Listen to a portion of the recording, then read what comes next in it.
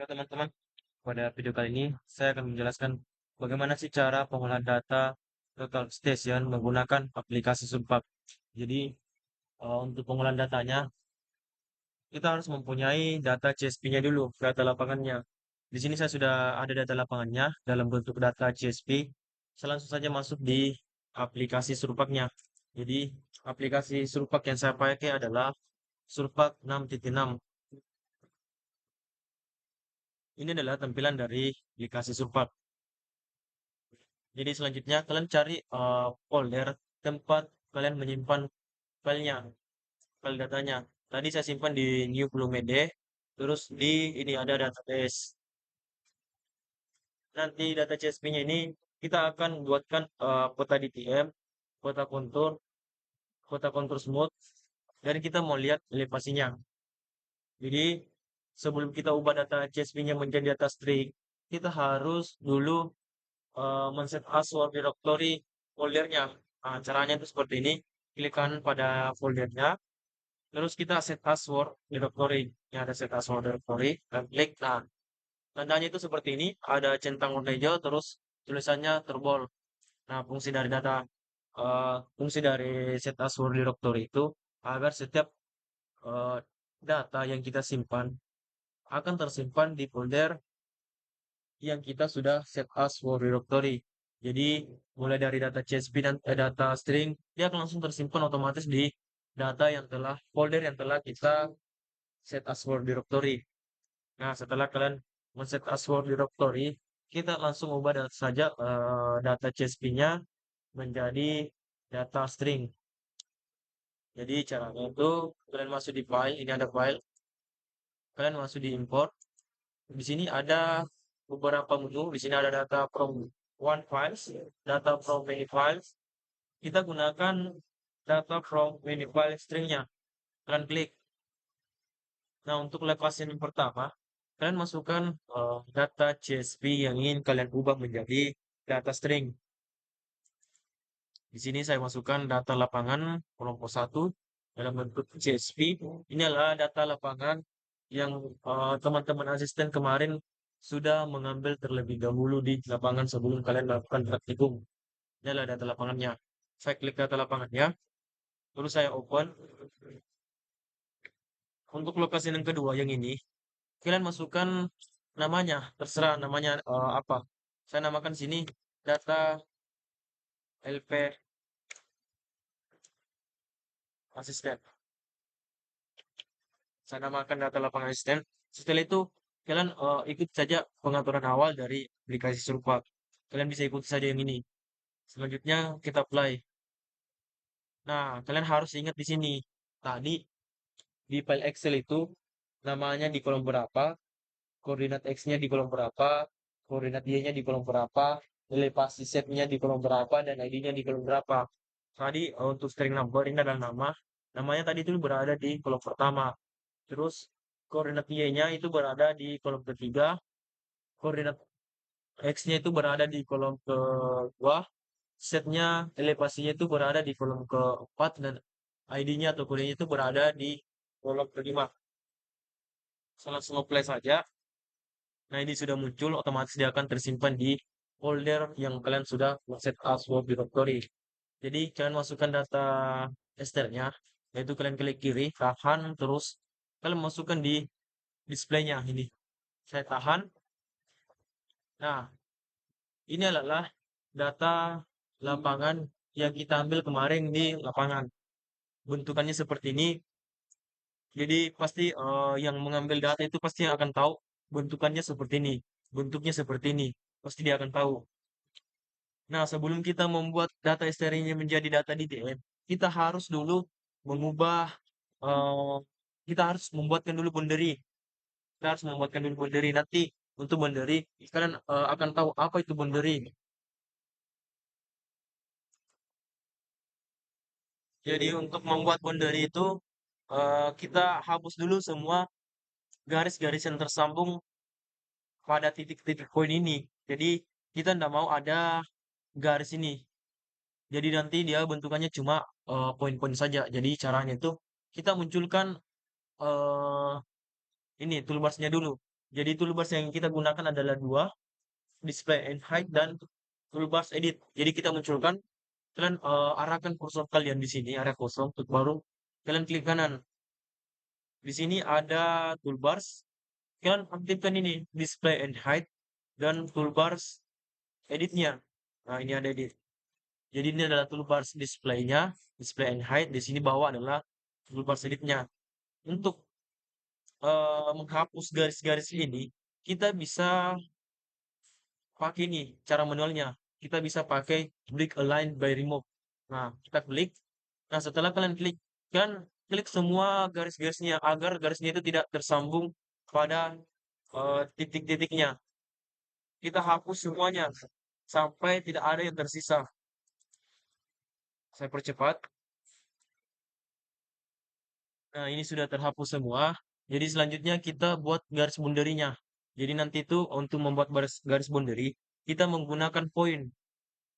Nah, garis boundary itu kita hubungkan titik-titik terluar dari data kita. Jadi caranya untuk menghubungkan garis boundary itu, sebelum itu kita dulu save data poinnya ini. Kita save yang ini. Nah, terus kalian namakan apa sini? Saya namakan sini data point.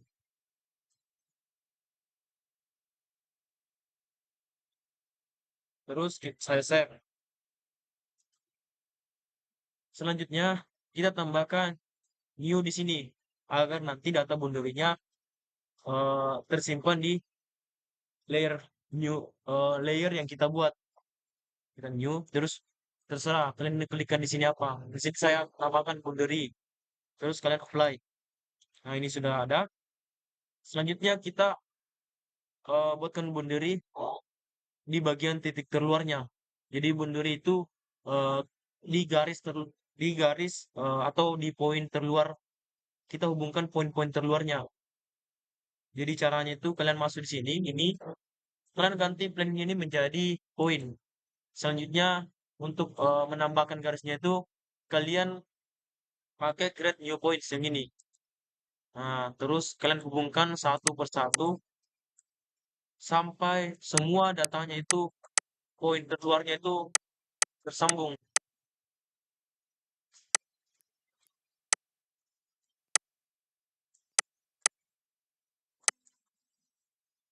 Kalian sambungkan semua. Nah, setelah data ini tinggal data terakhir, poin terakhir, kita mau hubungkan otomatis poin terakhir dengan poin pertama, dia akan terhubung otomatis. Caranya itu kalian tinggal klik yang ini. Ada close declarnya.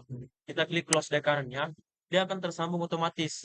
Selanjutnya, kita save boundary-nya sama tadi cara men-save data lapangannya. Ini. Kalian klik yang ini, save yang tim, kalian klik. Setelah itu, kalian namakan untuk file namanya apa. Saya namakan di sini tetap boundary, terus saya apply. Otomatis dia akan tersimpan di data TS yang telah kita set as Word Directory. Saya reset untuk mereset gambar yang ada dalam sini. Kalian bisa gunakan yang ini, reset grafik. Saya masukkan boundary-nya. Nah, ini ada tampilan boundary yang telah kita buat. Selanjutnya kita mau buat data DTM dari data esternya tadi, data stringnya. Jadi caranya itu kalian klik di surface. Ini ada surface, ada surface yang ini. Kalian klik surface-nya. Terus yang kita gunakan adalah DTM file function yang ini. Terus kalian klik, terus kalian klik lagi create DTM from string file. Nah, untuk lokasiannya, kalian masukkan data eh, string yang ingin kalian buatkan data boundary. Jadi saya masukkan tadi data yang pertama, ini data lapangan dalam bentuk str. Saya open. Selanjutnya saya aktifkan dulu ini. Ini adalah tampilan awal dari software Surpak, aplikasi Surpak. Saya langsung apply saja. Nah, ini sudah selesai. Saya masukkan data DTM-nya sama dengan tadi. Tahan. Nah, ini adalah DTM-nya. Tadi kita sudah membuatkan boundary, tetapi DTM-nya ini masih melewati batas boundary yang kita buat. Jadi dia masih ada di luar dari batas boundary yang kita buat. Kita mau agar DTM ini dia pas dengan data boundary yang kita buat, garis boundary yang kita buat. Jadi caranya tadi sama, kalian masuk di surface. Nah, setelah kalian masuk di surface, kalian masuk di DTM file function. Terus kalian klik lagi create DTM from string file. Di sini sama tadi kalian masukkan datanya, kalian open. Perbedaannya di sini. Tadi kita nggak aktifkan ini, define the boundary string to clip DTM-nya. Kalian aktifkan ini, would you like to clip-nya. Nah, selanjutnya untuk lokasinya, kalian masukkan boundary agar boundary ini nanti menjadi pembatas dari data kalian. Kalian masukkan boundary-nya. Saya masukkan boundary yang saya buat sebelumnya, terus open, terus kita langsung apply. Nah, ini sudah selesai. Kita tarik kembali data di DTM-nya. Saya tarik kembali masuk. Nah, tampilannya seperti ini, data dari DTM-nya. Jadi tadi data pertama, DTM yang pertama itu dia masih keluar dari garis boundary yang kita buat. Nah, sekarang jelas perbedaannya. Di sini DTM-nya sudah pas di boundary-nya. Nah, boundary-nya ini sudah jadi. Selanjutnya kita mau buat eh, data DTM ini, kita mau buatkan kontur. Jadi kita pertama buatkan kontur topografinya dulu. Nah, caranya itu sama, kalian masuk di surface lagi, terus kalian masuk di contouring. Nah, yang kita gunakan adalah kontur DTM file. Ini ada kontur DTM file. Untuk lokasi yang pertama, kalian masukkan data DTM yang ingin kalian buatkan kontur. Jadi data DTM yang ingin saya buatkan kontur adalah data yang barusan saya buat, data DM yang DTM yang barusan saya buat, saya klik terus open.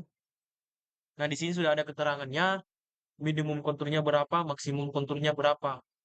Di Excel, data kita yang di lapangan itu, minimum konturnya adalah yang paling terendah adalah 87.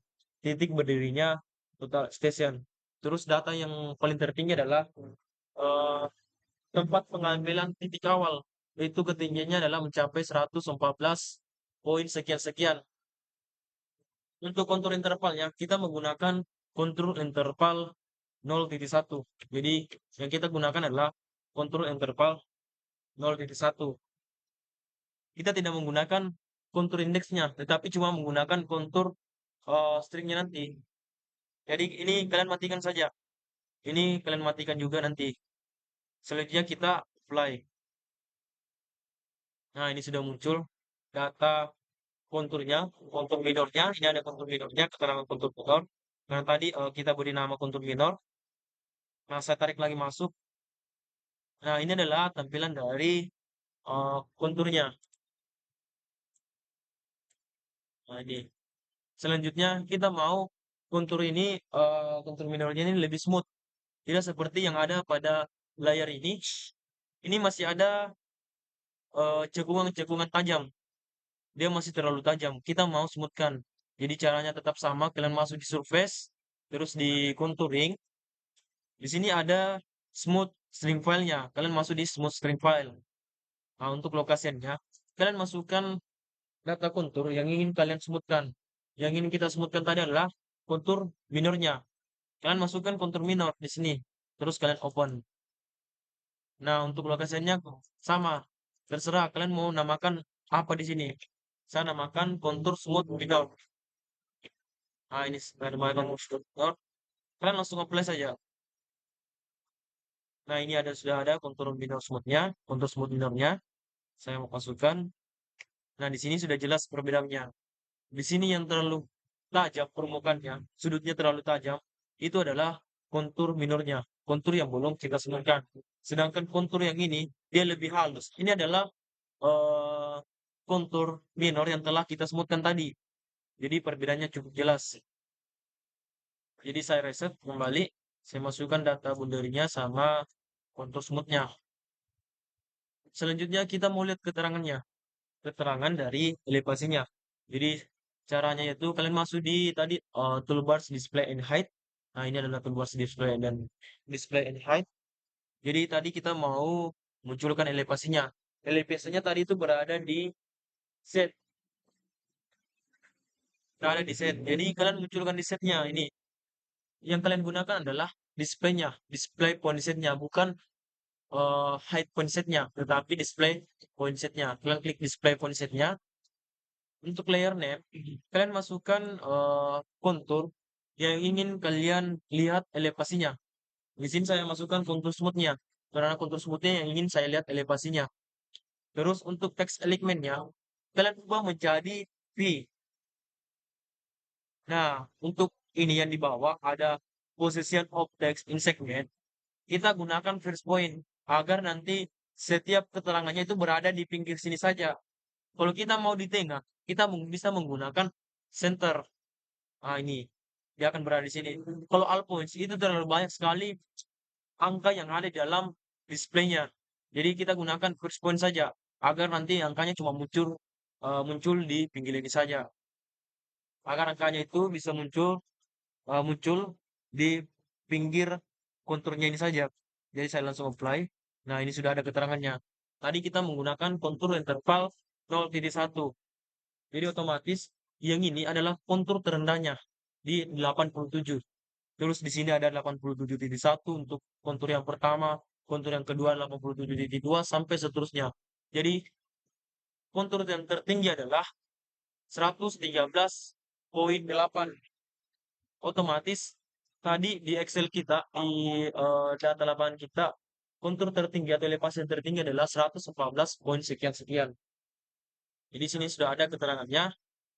Selanjutnya ini kalian bisa ekspor ini ke dalam bentuk SHP dan DXF tergantung kebutuhan kita. Nah, kita mau ekspor ini datanya dalam bentuk DXF karena kita mau eh, masukkan ke ArcGIS, kita mau munculkan elevasinya, konturnya, semua keterangannya. Jadi kita ekspor dalam bentuk DXF. Jadi kalian bisa klik kanan pada data yang ingin kalian ekspor ke ArcGIS, yaitu saya klik kanan pada boodernya terlebih dahulu. Saya convert files. Terus untuk output formatnya, saya ganti menjadi DXF atau DWG karena saya ingin memasukkan ke dalam aplikasi ArcGIS. Selanjutnya kalian apply. Begitupun selanjutnya data yang kalian ingin simpan di software ArcGIS.